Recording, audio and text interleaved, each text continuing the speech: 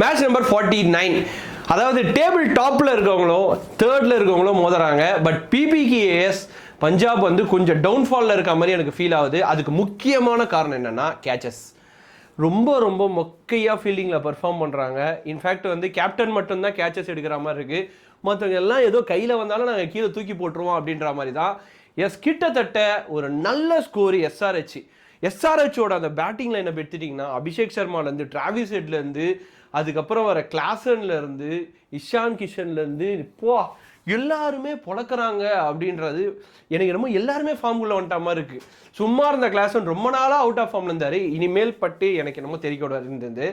So இந்த சைடில் அப்படியே பவுலிங் அப்படின்னு பார்த்தீங்கன்னா இன்னைக்கு மார்க்கோ யான்சனை பிறந்தாங்க பாருங்கள், 61 ரன் அடி பின்னி எடுத்துட்டாங்க. ஸோ அதுதான் வந்து பெரிய ஹைலைட்டாக பார்க்கப்பட்டது. பட் அவங்களோட செட் பண்ண ஸ்கோர் வந்து கிட்டத்தட்ட 230+. இதை வந்து பஞ்சாப் சேஸ் பண்ணுவாங்க அப்படின்ற நம்பிக்கை நிறைய இருந்தது. பட் அந்த சைடில் யார் இருக்கான்றது நம்ம எல்லாருக்குமே தெரியும். பேட் கமின்ஸ் வந்து நிறைய ஸ்ட்ராட்டஜி வகுப்பார். ஸோ அதில் வந்து மாட்டினா சின்ன பண்ண ஆகிடுவோம். பட் எஸ்கேப் ஆகிட்டு அவரோட ஸ்ட்ராட்டஜியை ஓவர் கம் பண்ணிட்டோம் அப்படின்னா அங்கே நம்ம தான் மேட்ச் வின்னர்.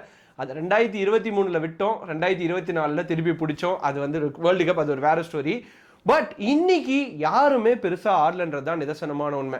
வழக்கமாக ஒரு பயங்கரமான ஸ்டார்ட் கொடுக்குற பிரபு சிம்ரனும் சரி, அதுக்கப்புறம் வந்து பிரியான்ஸும் சரி, பெருசாக ஓப்பனிங் ஸ்டார்ட் கொடுக்க முடியல. பட் கானலி எல்லா மேட்சும் ஏதோ ஒரு கன்சிஸ்டண்ட்டாக அதிரடி பேட்டிங் கொடுக்குற கானலி வந்து ரொம்ப ட்ரை பண்ணார். பட் சில பல சிக்ஸர்கள் யான்சன் ட்ரை பண்ணார், அதுவும் வந்து பெருசாக கைக்கு கொடுக்கல. So they lose the game. Yes, Punjab வந்து கீழே போகிறாங்க, சன்ரைசர்ஸ் மேலே வராங்க அப்படின்றது தான் செம்மையான ஒரு சீனு. இதுக்கு மேல்பட்டு வந்து பஞ்சாப் என்ன மாதிரியான ஸ்ட்ராட்டஜி ஃபாலோ பண்ணாங்க, தயவு செஞ்சு ஃபீல்டிங் ப்ராக்டிஸ் ஹெவியாக பண்ணுங்கடா அப்படின்ற மாதிரி இருக்குது. ஸோ ஆர்சிபி மேட்ச்சு நோக்கி அடுத்து வந்து நம்ம அப்படியே அந்த சைடில் திரும்புகிறோம், அவங்க என்ன பண்ண போகிறாங்கன்னு. ஸோ ஐபிஎல் இஸ் ஹீட்டிங் அப். நாளைக்கு 50th மேட்ச்சு. ஸோ இந்த பர்டிகுலர் மேட்ச்சில் என்னென்ன மாதிரி விஷயங்கள் பிபிகேஎஸ் பண்ணியிருந்தா வின் பண்ணிக்கலான்றதை மறக்காம கமெண்ட் செக்ஷனில் மென்ஷன் பண்ணுங்க. இதுக்கப்புறம் டேபிள் எப்படி மாற போறன்றதையும் மறக்காம கமெண்ட் செக்ஷனில் மென்ஷன் பண்ணுங்க. இந்த மாதிரி ஷார்ட் அண்ட் கிறிஸ்பான ரிவ்யூக்கு மறக்காம காதிகள் வச்சு அந்த பேஜை ஃபாலோ பண்ணி வச்சுக்கோங்க.